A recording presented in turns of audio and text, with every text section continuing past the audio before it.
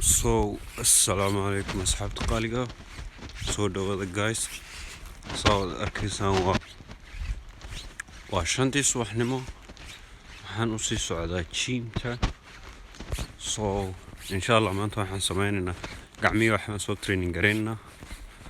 waxay noo balana jiimta. waa inoo iyo jiimta. Peace.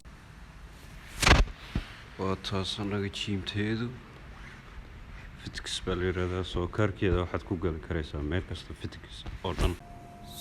asxaabta qaaliga ugu dambeyn waan joognaa. waa taas insha Allah waa inoo iyo training.